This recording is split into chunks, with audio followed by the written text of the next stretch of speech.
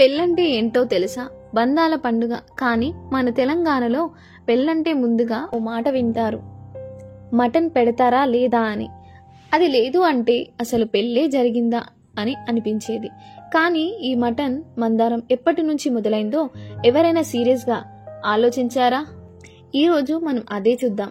ఓ జమానా ఉన్నది, పెళ్ళంటే బజ్జి కూర, జొన్న రొట్టె. కానీ ఒకరోజు ఒక పెద్ద మనిషి చెప్పినట్టు గొర్రెను కొట్టించి అతిథుల ముందు పెట్టడం ఒక గౌరవం అయ్యింది.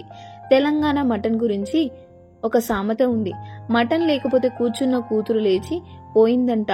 ఒకప్పుడు తెలంగాణ పల్లెలో పెళ్ళంటే సాధారణంగా జొన్న రొట్టెలు, కూరగాయలు ఇలాంటివి ఉండేవి. అయితే వృద్ధులు చెబుతారు, గొర్రెను పండుగలా చూడు అనే నానుడి ఉండేది. పల్లె సంస్కృతిలో గొర్రెలు అంటే సంపద.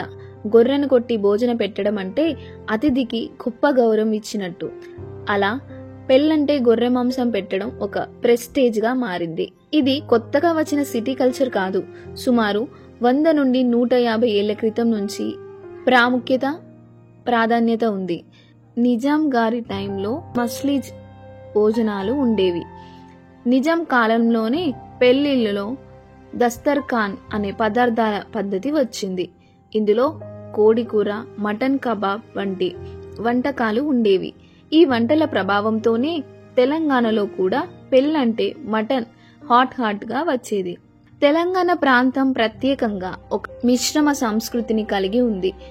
ఒకవైపు కరీంనగర్, నిజామాబాద్, హైదరాబాద్ వంటి నగరాల్లో ముస్లిం సాంప్రదాయాలు, మరోవైపు వరంగల్, మహబూబ్ నగర్ వంటి ప్రాంతాల్లో హిందూ సాంప్రదాయాల ప్రభావం. ఈ రెండు కలిసి మాంసాహార ఉత్సవంలా పెళ్లిళ్లలో తీర్చిదిద్దాయి. ఒక్కొక్క ఇంట్లో ఒక్కొక్కరు ఇలా చెబుతారు, మన అమ్మయ్య చెప్పింది మటన్ పెట్టకపోతే వరుడి గౌరవం పోతుందంట. ఇది మామూలు మాట కాదు. పెళ్లిల్లో మటన్ పెట్టడం అంటే ఆతిథ్యానికి గౌరవం ఇచ్చడం. పప్పుతో పెళ్లి అంటే చిన్నగా చేశారు అనే ఫీల్ వస్తుంది. దానికి తోడు మటన్ తినే సమయంలో వస్తేనే అసలు పెళ్లికి సెంటర్ స్టేజ్. అందుకే అంటారు, మటన్ టైంకు రావాలి, ముహూర్తానికి కాదు అని. ఇది కేవలం ఫుడ్ కాదు, ఇది ఒక సంస్కృతి. ఈ రోజుల్లో కొన్ని కుటుంబాలు వెజ్ పెళ్లి చేస్తున్నారు, కానీ మానసిక ఒత్తిడి ఉంటుంది. మటన్ లేకపోతే తక్కువ చేసి పెళ్లి చేశారేమో అనే కామెంట్లు, మాటల పెళ్లి అంటూ హాస్యంగా విమర్శలు. ఈ జడ్జిమెంట్లు తప్పు. కానీ ఈ భావన ఎందుకు వచ్చిందంటే, మాంసాహారం అంటే ఆతిథ్యం, గౌరవం అనే సమీకరణ మన అభిజ్ఞానలో నాటుకుపోయింది. తెలంగాణలో పెళ్లి తేదీ ఫిక్స్ చేసే ముందు ఒక మాట ఉండేది, గొర్రెలు తెప్పించారా అని. మటన్ సెట్ చేస్తేనే సంబంధం కుదిరింది అన్న ఫీలింగ్ వచ్చేలా అవుతుంది. అది కేవలం వంట కాదు, ఆత్మీయతగా పిలిచే పద్ధతి. మీకోసం మాంసం వేశాం అంటే మన కుటుంబంలో మీకు చోటు ఇచ్చాం అన్నమాట.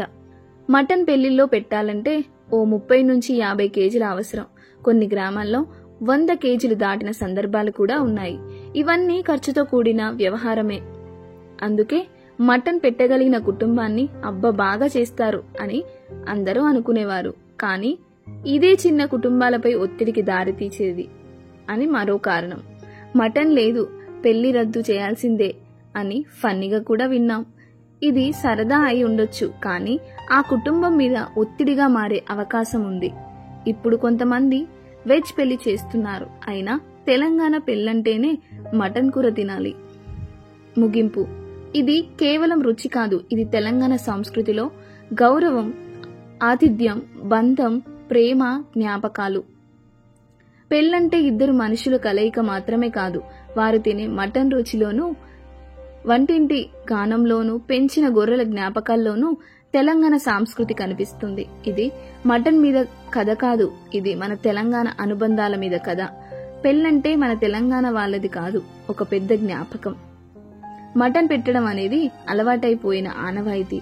అది తప్పనిసరి కాదు, కానీ పెట్టితే మనసు దోచే పద్ధతి. ఈ వీడియో మీకు నచ్చినట్లయితే లైక్ చేసి, షేర్ చేసి, సబ్స్క్రైబ్ చేయండి.